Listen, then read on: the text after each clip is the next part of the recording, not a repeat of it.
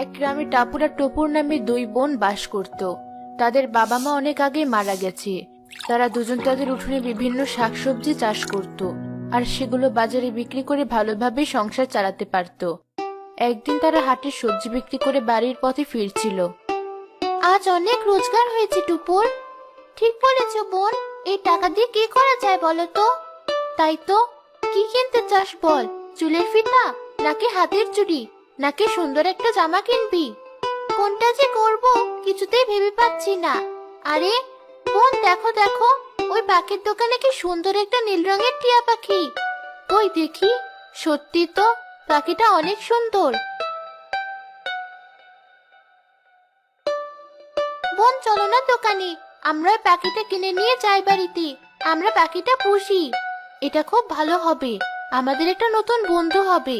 আমরা বরং পাখিটা কিনে ফেলি। কি পাখি নেবে মায়েরা? ওই যে ওই নীল রঙের টিয়া পাখিটা নেব। এই পাখিটা এই পাখিটা নতুন এনেছি, খুব সুন্দর দেখতে। হ্যাঁ, আমরা এই পাখিটাই নিয়ে যাব। বেশ ঠিক আছে, এই নাও। দুই বোন পাখি কিনে বাড়িতে ফিরল। পাখিটা কিনতে গিয়ে সব টাকা শেষ হয়ে গেল। তা ঠিকই, কিন্তু আমরা আবার রোজগার করে ফেলবো দেখো।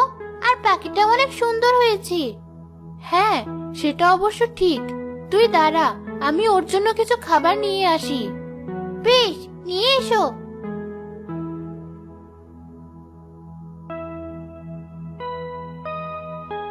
এই দেখ, আমি একটা পাত্রে জল আর অন্য পাত্রে খাবার এনেছি। এগুলো খাঁচায় দিয়ে দেই।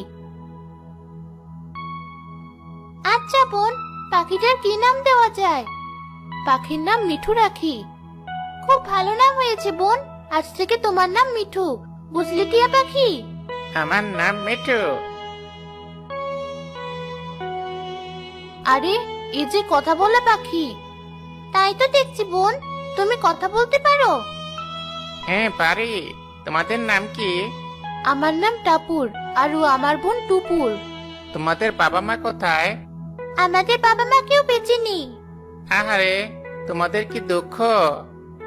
সে তো বটেই, বাবা মা থাকতে আমাদের কোনো কষ্ট করতে হয়নি। আর এখন উঠোনে চাষ করে শাকসবজি বিক্রি করে রোজগার করতে হয়।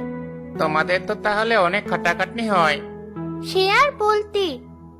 অনেকক্ষণ টাপুর টুপুর ওই টিয়া পাখির সাথে গল্প করলো। রাতে ওরা ঘুমিয়ে পড়ল। রাত গভীর হলে টিয়া পাখিটা খাঁচা থেকে হঠাৎ বের হয়ে গেল। তারপর তার মুখে একটা